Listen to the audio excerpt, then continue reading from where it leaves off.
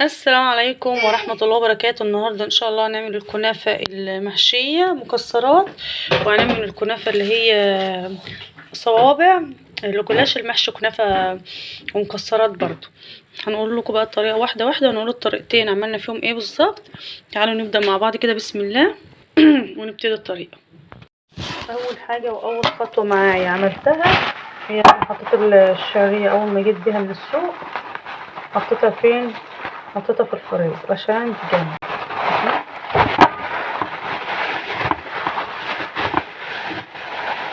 الكنافة جمدت خالص اهو. بصي بقى، بصي. طب في ناس هتقولك انا ببقى مثلا عندي عزومة ولا عندي حاجة بحب اشتريها صبح. هلحق اعملها ازاي؟ هقولك ثواني كده. مست الفريزر بقى اللي تكسريها، هي كمان ما جمدتش قوي يعني، ده ما بقى لهاش 3 ساعات، اقل من 3 ساعات. انت بقى ايه جايباها لسه طري، تقطعيه بالشكل ده كده اهو.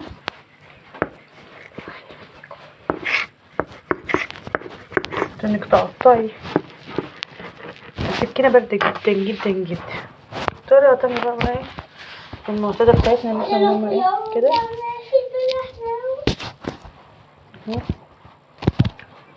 قطعها حتت صغيره خالص زي دي كده، هوريها لكم. بعد ما خليتها بقى بالشكل اللي انتوا شايفينه ده، قطعتها صغير خالص. هنجيب حله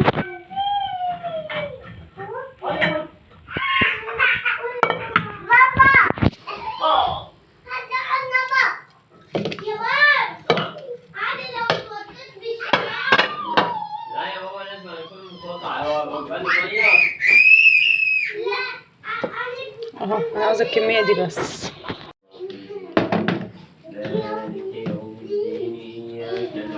نحط معانا السمنه اهو. الكميه دي ممكن تاخد لها معلقتين 3 كمان. نبدا نقلب بقى فيها.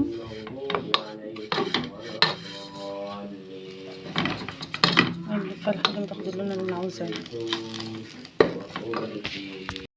الشعريه لحد ما خدت اللون الاحمر اللي انتوا شايفينه ده، وطبعا عاوزه تتخلط اصغر من كده كمان عشان تاخد النتيجه اللي انا عاوزاها، تاخد نتيجه افضل من كده.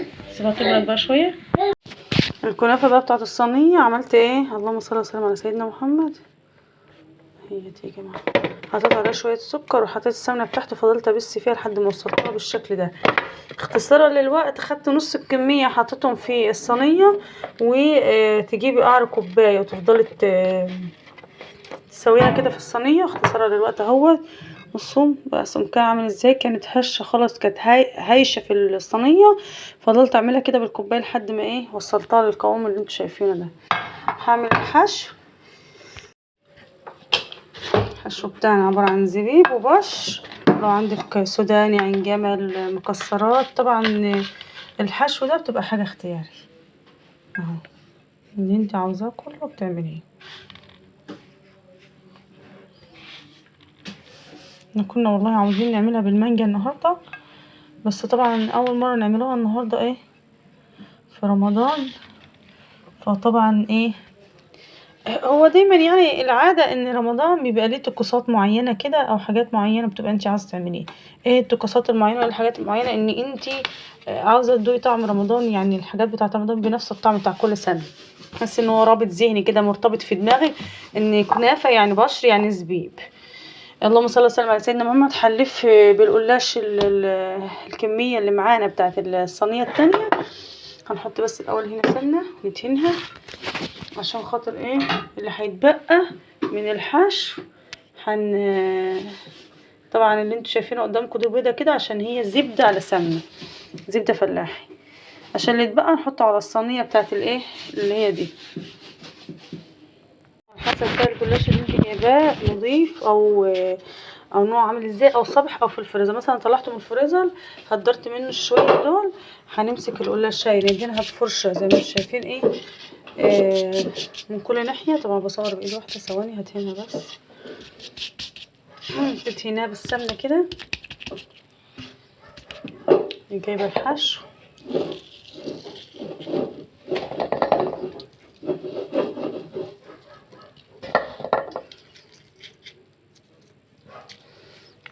جماعة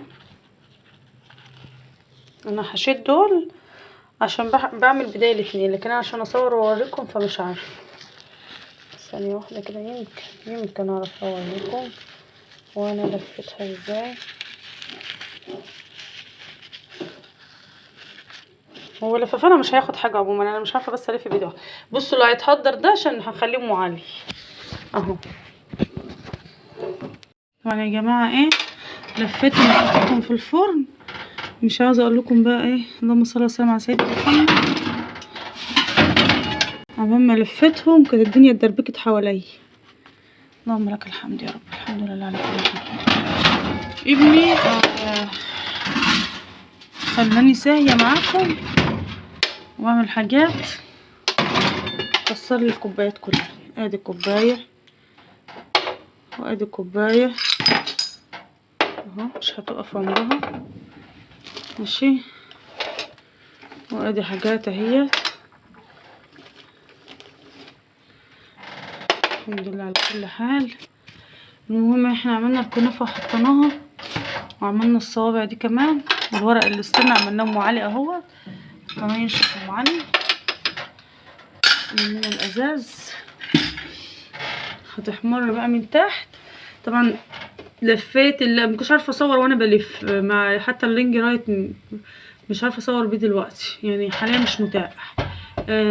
الف اللفه احط فيها الحشو بتاعي وادهنها سمنه بالمحشي اللهم صل وسلم على سيدنا محمد.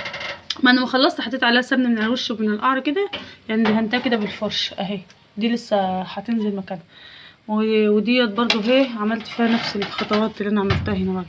هي متاخدش سوا قد كده يعني، متاخدش سوا ما شاء الله.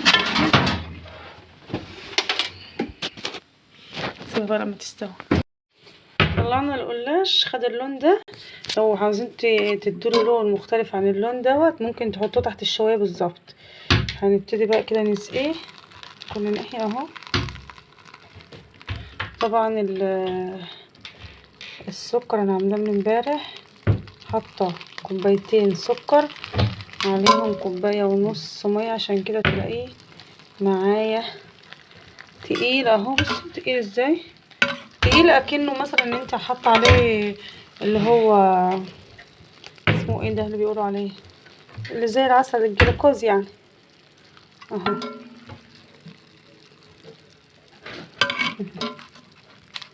عايزينه بقى يبقى طري ممكن تغطوه. هشوف الباقي. طلعتها اللي هي الملونه اللي على وشها دي اللي انا كنت واخداها من الحشو التاني ماشي. سيبها برضو كده نشرب بس بارد وهي سخنه هنسقيها. طلع بس الصاج اللي فاضل ده عشان ايه اللي اتبقى كله هنكبه على الكنافه. بس اهي انا عاوزاه يبقى طري شويه عن كده فهنحطه تحته الحاجه يعني. وديت الكنافه اللي في الصينيه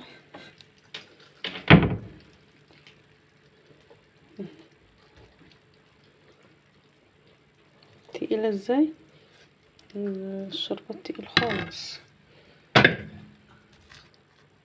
ما شاء الله، تبقى طريه جدا اهي. بقى على فكره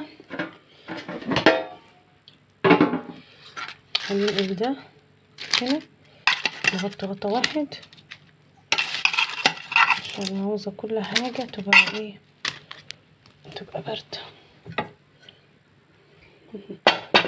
ممكن نخلي دي كده، ممكن نخلي الصينيه سخنه جدا وانا ما خدتش بالي، لا اله الا الله. نخلي دي كده لحد ما ايه ما يضطروا معايا. يا رب الفيديو بتاع النهارده يكون عجبكم. ما تنسونيش في اللايك والشير وتشتركوا في القناه. السلام عليكم ورحمه الله وبركاته.